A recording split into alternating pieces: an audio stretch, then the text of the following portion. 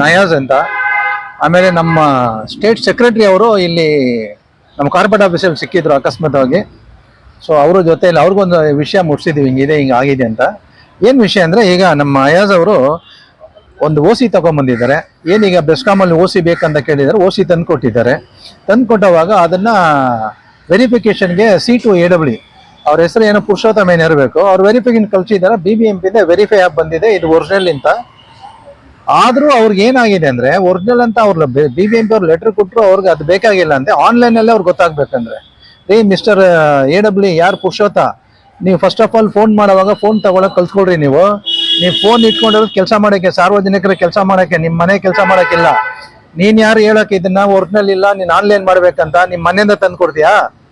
ಇದನ್ನ ನೀವು ಲೆಟರ್ ಕೊಟ್ಬಿಟ್ಟು, ನೀವ್ಯಾರು ಲೆಟರ್ ಕೊಡೋಕೆ ನಿಮ್ಗೆ ಏನ್ರಿ ಅಧಿಕಾರ ಇದೆ? ಫಸ್ಟ್ ಕನೆಕ್ಷನ್ ಕೊಡ್ರಿ.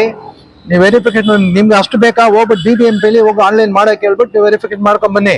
ಇಲ್ಲ ಆನ್ಲೈನ್ ಆದ್ಮೇಲೆ ಸರ್ವಿಸ್ ಕೊಡಕ್ಕೆ ನಿಮ್ಗೆ ಯಾವುದೇ ಅಧಿಕಾರ ಇಲ್ಲ. ಒಂದೊಂದು ದಿವಸ ಪೆನಾಲ್ಟಿ ನೀವು ಕಟ್ಟಬೇಕಾಗುತ್ತೆ. ನೀವು ಏನಾದ್ರು ಇದು ಡಿಲೇ ಮಾಡಿದ್ರೆ ನಿಮ್ಮ ಆಫೀಸಲ್ಲಿ ಮುದ್ದೆ ಆಗ್ತೀವಿ, ನಿಮ್ಮ ಹತ್ರನೇ ಮುದ್ದೆ ಆಗಿ ನಿಮ್ಮ ಮೇಲೆ ಕೇಸ್ ಫೈಲ್ ಮಾಡ್ತೀವಿ. ಸುಮಾರು ಸಲ ನಿಮ್ಗೆ ಎಲ್ಲರಿಗೂ ತೊಂದರೆ ಕೊಡ್ತಾ ಇದ್ದೀರಾ. ನಿಮ್ಗಂತೂ ಓವರ್ ಆಗಿ ಹೋಗ್ತಾ ಇದ್ರ ಅಧಿಕಾರಿಗಳು. ನಿಮ್ ಬೇಕಾ ಫಸ್ಟ್ ಸರ್ವಿಸ್ ಕೊಡಿ, ಬಿಲ್ಡಿಂಗ್ ಎಲ್ಲ ರೆಡಿ ಇದೆಯಲ್ಲ, ಸರ್ವಿಸ್ ಕೊಡಿ.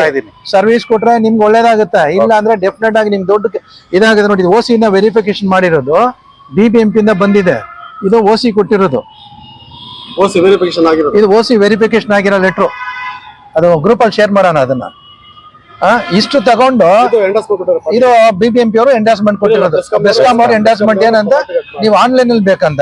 ಅಲ್ಲಯ್ಯ, ನೀವೆಲ್ಲ ಯಾವ ಸೀಮೆ AWಗಳಯ್ಯ? ನೀವೇನ್ BBMP ಕೆಲಸ ಮಾಡ್ತೀರಾ, ಬೆಸ್ಕಾಂ ಅಲ್ಲಿ ಕೆಲಸ ಮಾಡ್ತೀರಾ ನೀವು? ರೀ ಮಿಸ್ಟರ್ ಪುರುಷೋತ್, ನಿಮ್ಗೆಲ್ಲ ಯಾರೇ ಅಧಿಕಾರಿ ಕೊಟ್ಟಿದ್ ನಿಮ್ಗೆ? ನೀವ್ ಯಾರು ಡಿಸಿಷನ್ ಅಥಾರಿಟಿ? ಒಬ್ಬ ಗ್ರಾಹಕರ ಕರೆಂಟ್ ಕೊಡಕ್ಕೆ ನಿಮ್ ಕೈನಲ್ಲಿ ಹೋಗ್ತಾ ಇಲ್ಲ. OC ತಂದು ಕೊಟ್ಮೇಲೆ OC ವೆರಿಫಿಕೇಶನ್ ಮಾಡಿದ್ರು ಕರೆಂಟ್ ಕೊಡಕ್ ಆಗಲ್ಲ ನಿಮ್ ಕೈನಲ್ಲಿ. ಇನ್ನೇನ್ರಿ, AW ಎಷ್ಟು ಗೊತ್ತಿಲ್ಲ, ಮಿಸ್ಟೇಕ್ ಆಗಿರ್ಬೋದು. ಕುಮಾರ್ ಯಾರು ಇರ್ಬೇಕು, C2AW ನಾಗೇಶ್ ಅವ್ರ ಜಾಗಕ್ಕೆ ಬಂದಿದ್ದಾರೆ, ಅರೆ ಹೊಸಬ್ರಾಗ್ ಬಂದಿದ್ದಾರೆ. 4 ಸಲ ಯಾಕ್ರಿ ಫೋನ್ ಮಾಡ್ತಾರೆ? ಇನ್ನೇ ಸಲ ಮಾಡ್ಬೇಕು. ನೀನೇನ್ ದೊಡ್ಡ IAS ಆಫೀಸರ, IPS ಆಫೀಸರ? ನೀನೊಂದು ಆಫ್ಟರ್ ಆಲ್ ಒಂದು AW ಅಂತ ಕೆಲಸ ಮಾಡಕ್ ಬಂದಿರೋದು. ಅರ್ಥ ಆಯ್ತಾ? ನಿನ್ ನಾಚಿಕೆ ಮಾನ ಮರಿದ್ ಏನಾದಿದ್ರೆ ಫಸ್ಟ್ ಇದು ಸರ್ವಿಸ್ ಮಾಡು, ಇಲ್ಲ ಅಂದ್ರೆ ನೀನ್ ಖಂಡಿತ ಸಸ್ಪೆಂಡ್ ಆಗ್ತೀಯ. ಅರ್ಥ ಆಯ್ತಾ? ಇದು ಎಲ್ಲಿ ತಗೊಂಡು ಹೋಗ್ಬೇಕಂತ ಲೋಕಾಯುಕ್ತದಲ್ಲಿ ನಿನ್ ಮೇಲೆ ಖಂಡಿತ ಕೇಸ್ ಫೈಲ್ ಮಾಡ್ತೀವಿ. ನಿನ್ನಂತೂ ಬಿಡಲ್ಲ, ನಿಮ್ಗೆ ಹೇಳ್ತಾ ಇದೀವಿ ನಾವು. ಈಗ ನಮ್ಮ ಸ್ಟೇಟ್ ಸೆಕ್ರೆಟರಿ ಅವರು ಮಾತಾಡ್ತಾರೆ. ನಮಸ್ಕಾರ. ನಾನು ಕೆಲಸದ ನಿಮಿತ್ತ ಕಾರ್ಪೊರೇಟ್ ಆಫೀಸಲ್ಲಿ ಬಂದಿದ್ದೆ. ನಮ್ಮ ಸ್ನೇಹಿತರಾದ ಎಲ್ಲ ಗುತ್ತಿಗೆದಾರರು ಜಾನ್ ಅವರು ಸಿಕ್ಕಿದ್ರು. ಈ ಥರ ಪ್ರಾಬ್ಲಮ್ ಆಗಿದೆ. ನಾವು ಕಾರ್ಪೊರೇಷನಿಂದ OC ವಾಸ ದೃಢೀಕರಣ ಪತ್ರವನ್ನು ತಂದಿದ್ದೀವಿ. ಅದನ್ನು ತಂದಾದ್ಮೇಲೆ ವೆರಿಫಿಕೇಷನ್ಗೆ ಕಾರ್ಪೊರೇಷನ್ಗೆ ಕಳಿಸಿದ್ದಾರೆ. ಕಳಿಸಿದ ನಂತರನೂ ಅವರು ಇದು ಆನ್ಲೈನಲ್ಲಿ ಬರಬೇಕು ಅಂತ ಹೇಳಿದ್ದಾರೆ. ಆನ್ಲೈನಲ್ಲಿ ತೋರಿಸ್ಬೇಕು ಅಂತ ಯಾವುದೇ ಸುಪ್ರೀಂ ಕೋರ್ಟ್ ಆದೇಶದಲ್ಲೂ ಇಲ್ಲ. ಅದನ್ನು ಇವರು ಮಾಡ್ಕೊಂಡಿರೋಂಥದ್ದು. ಕಾರ್ಪೊರೇಷನಿಂದನೂ ಇದು ಒರಿಜಿನಾಲಿಟಿ ಇದೆ ಅಂತ ಹೇಳಿದ್ರು ಕರೆಂಟ್ ಕೊಡದೆ ಇರೋದು, ದಿನಕ್ಕೊಂದು ರೂಲ್ಸು ಬೆಸ್ಕಾಂ ಅವ್ರು ಮಾಡ್ತಾ ಇರೋದು ಗ್ರಾಹಕರಿಗೆ ತುಂಬ ತೊಂದರೆ ಆಗ್ತಾ ಇದೆ.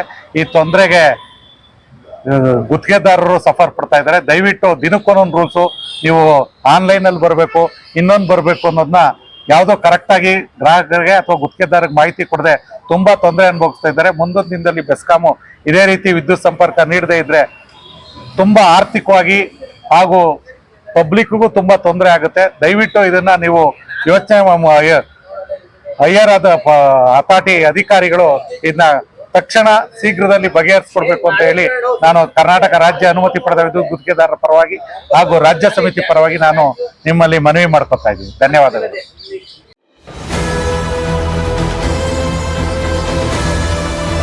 ನಿಮ್ಮ ವಾಣಿ, ಇದು ಕನ್ನಡಿಗನ ಧ್ವನಿ.